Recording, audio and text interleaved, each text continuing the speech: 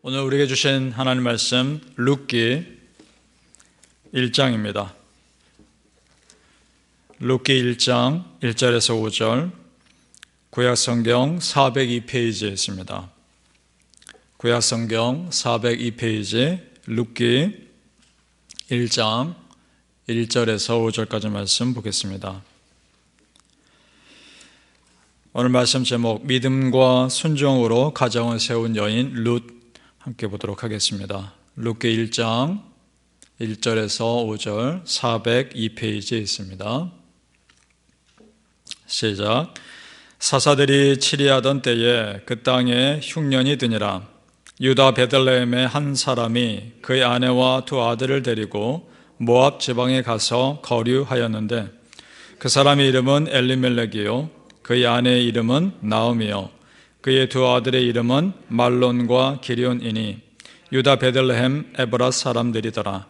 그들이 모압 지방에 들어가서 거기 살더니 나오미의 남편 엘리멜렉이 죽고 나오미와 그의 두 아들이 남았으며 그들은 모압 여자 중에서 그들의 아내를 맞이하였는데 하나의 이름은 오르바요 하나의 이름은 룻이더라. 그들이 거기에 거주한 지 10년쯤에 말론과 기럧 두 사람이 다 죽고 그 여인은 두 아들과 남편의 뒤에 남았더라. 아멘. 오늘 새벽에 예배하시는 은혜가 우리 성도 여러분들과 함께 하시기를 예수님 이름으로 축복합니다. 아멘. 어렸을 적에 교회 새벽기도 가면 기도실의 모습이 생각납니다. 어렸을 때 가면 그 기도실 보통 바닥으로 되어 있었습니다. 그때는 그곳에 잠을 자고 주무시는 분들이 계셨습니다. 철야기도 하다가 이불 갖고 와서 주무시고, 그리고 새벽기도 되면 이불을 개고 다시 일어나서 함께 새벽기도 하시는 분들이 계셨고, 눈물로 기도하시는 분들이 그렇게 많았습니다. 그 권사님들이 그렇게 많았습니다. 그리고 어떤 분들은 아기를 데리고 옆에 아기 재우고 같이 예배드리는 분들이 많았습니다. 지금 돌아보면 참 훌륭하신 분들이었습니다. 그 어머니들의 기도로 그 가정들이 바로 섰으리라 믿습니다. 오늘 그런 믿음의 여인 룻을 만나는 겁니다. 그 여인이 어떻게 가정을 세우고 지켰는지를 보면서 그것이 우리에게 도전이 될 수 있기를 바랍니다. 룻은 이방 여인입니다. 이방 여인으로서 예수님의 은혜의 족보에 들어간 사람입니다. 모압 사람입니다. 그러니까 오늘 우리가 읽었던 것처럼 이스라엘 한 가정이 가뭄을 피해서 모압으로 이민 간 겁니다. 그 가정에 시집을 간 거죠. 그런데 시집 간 지 얼마 안 돼서 그 가정에 어려움이 생깁니다. 시아버지가 먼저 세상을 떠납니다.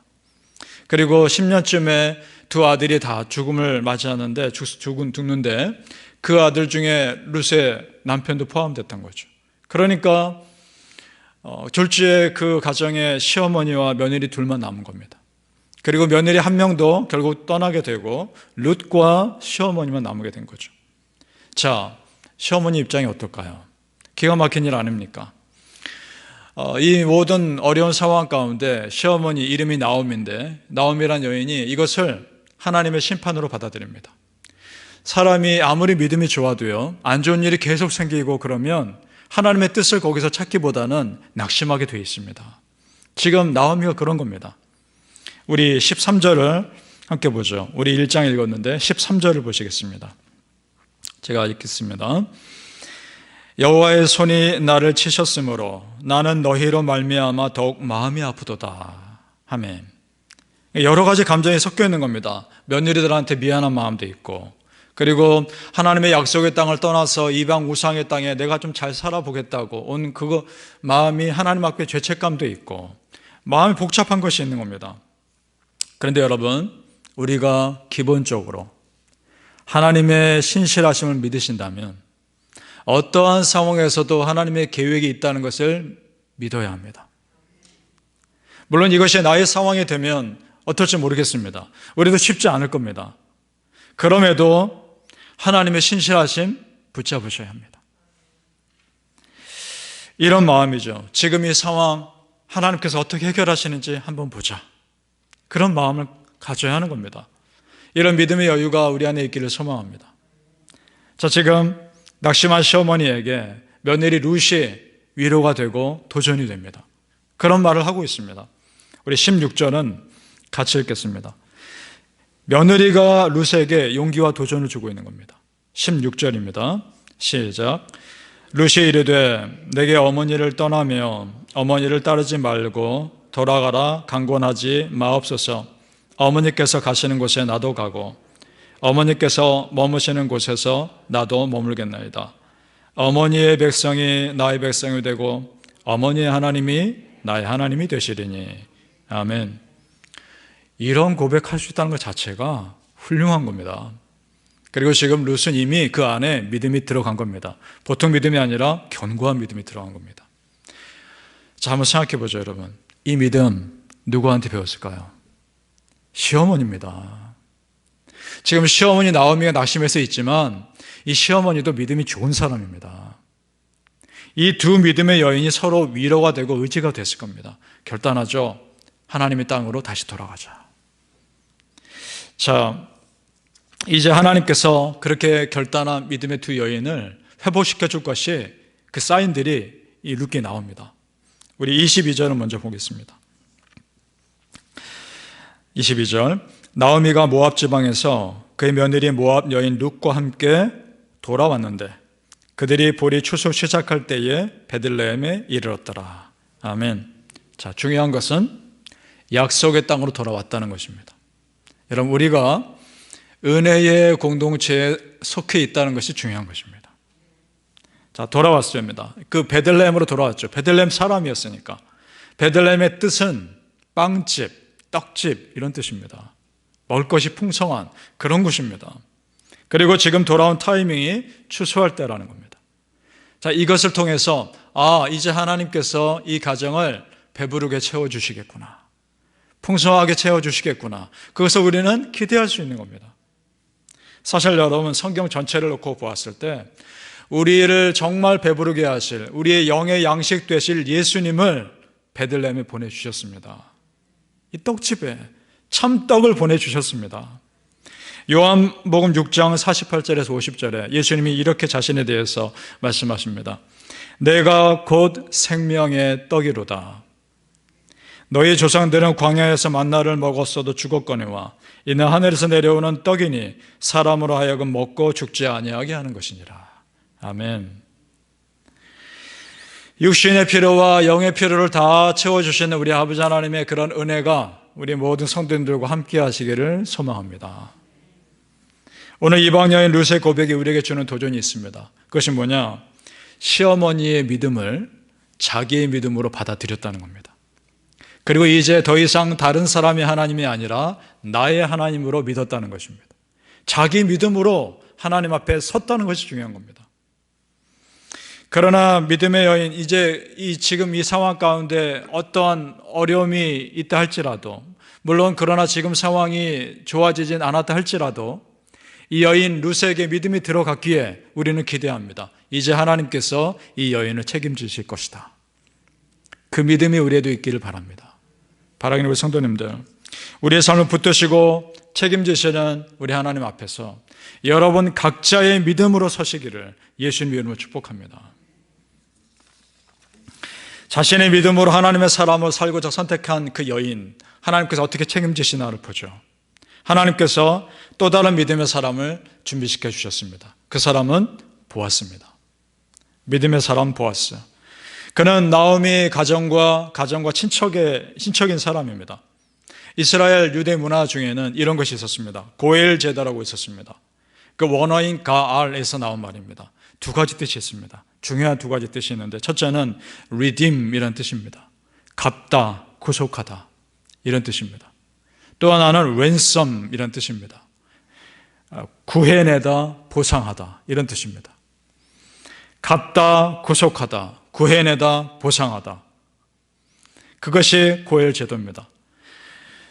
또 다른 친척이 어려움 가운데 있고 물질적인 어려움이 있으면 대신 갚아주는 것입니다. 그리고 또 다른 어려움이 있으면 그 어려움에서 구해내는 것입니다. 그래서 함께 잘 사는 그런 돕는 그런 제도입니다. 여러분, 그런데 사실 우리 예수님께서 우리에게 고엘되어 주셨습니다. 십자가에서 그것을 실현하셨습니다. 우리의 죄값을 갚으셨고 죄의 속박 가운데 있는 우리를 구해내셨습니다. 진정한 고엘 되어 주셨습니다. 그 모델이 오늘 보아스인 겁니다. 보아스는 이 나오미와 룻의 가정에 고엘 되어준 사람입니다. 빚을 갚아줬고 아들이 없는 나오미에게 아들 역할을 함으로써 나오미와 룻과 결혼해서 한 가정을 이룬 것입니다. 고엘 되어준 겁니다. 하나님께서 이 가정에 보내주신 은혜의 통로인 겁니다. 이 보아스가 룻에게 한 말이 있습니다. 2장 한번 여러분 몇 장 안 되니까 한번 펴서 보시죠. 2장입니다. 룻기 2장 12절을 같이 함께 읽어보시겠습니다. 룻기 2장 12절 시작. 여호와께서 네가 행한 일에 보답하시기를 원하며 이스라엘의 하나님 여호와께서 그의 날개 아래에 보호를 받으러 온 내게 온전한 상 주시기를 원하노라 하는지라. 아멘. 따뜻한 말로 룻을 위로하고 있습니다. 여러분, 이것은요 보아스의 입을 통해서 하나님께서 룻에게 주시는 위로입니다. 이 2장 12절 이 말씀이 지금 오늘 말씀 듣는 우리 성도님들에게 아멘으로 받아들여지기를 바랍니다. 여러분에게 하나님께서 하시는 말씀입니다. 하나님의 날개 아래 보호를 받으러 온 아무개에게 온전한 상 주시기를 원하노라. 아멘. 이 두 사람 사이에 낳은 아들이 오벳이라고 하는 사람입니다. 오벳이 누굽니까? 다윗의 할아버지입니다. 여러분, 다윗의 족보가 예수님의 족보 아닙니까? 거기에 이방 여인 룻이 들어가 있는 겁니다. 이방 여인 룻이 예수님의 그 은혜의 족보에 포함되어 있다는 것 자체가 우리에게 주는 메시지입니다. 무슨 메시지냐? 하나님이 보시는 것은 오직 믿음이라는 것입니다. 믿음으로 서시기 바랍니다. 마을 사람들이 그 아이 낳은 것을 보고요 나오미에게 축하합니다. 축하하면서 그 며느리 룻을 칭찬합니다. 이렇게 칭찬합니다. 7 아들보다 귀한 네 며느리가 낳은 자로다.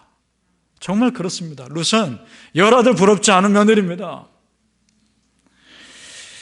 그 믿음으로 가정을 지킨 겁니다. 어떤 사람이 이런 말합니다. 룻기는 장례식으로 시작해서 결혼식으로 끝나는 스토리다. 맞습니다. 눈물로 시작해서 웃음으로 끝난 은혜의 스토리입니다. 우리의 삶이 그럴 수 있길 바랍니다. 눈물로 시작할지라도 웃음으로 마칠 수 있기를 바랍니다. 그 중심에 믿음의 여인 룻이 있고요, 그 여인의 믿음을 기쁘게 받으신 하나님이 계시고 그 사이에서 은혜의 통로가 되어준 보아스가 있습니다. 정말 이 여인이 이방 땅에서 믿음으로 결단하고 이스라엘을 오지 않았으면 일어나지 않았을 은혜입니다.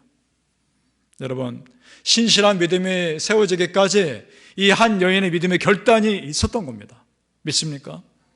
우리가요 믿음으로 결단할 때가 있는 겁니다. 바라기는 성도님들, 여러분의 신실한 믿음이 여러분의 가정을 세우고 여러분의 공동체를 세울 수 있기를 예수님의 이름으로 축복합니다. 아멘. 기도하시겠습니다.